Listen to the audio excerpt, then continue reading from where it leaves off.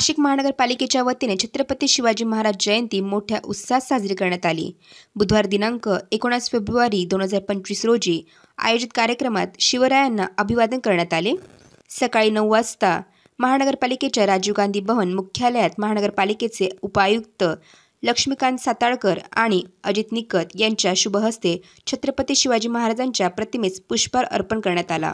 यावेळी मुख्य लेखाधिकारी दत्तात्रय पात्रूट, मुख्य लेखापरीक्षक बळवंत गायकवाड, वैद्यकीय अधिकारी तानाजी चव्हाण, कार्यकारी अभियंता जितेंद्र पाटोळे, आस्थापना सहाय्यक अधीक्षक रमेश बहिरम, जनसंपर्क अधिकारी योगेश कमोत यांच्यासह इतर मान्यवर आणि कर्मचारी उपस्थित होते।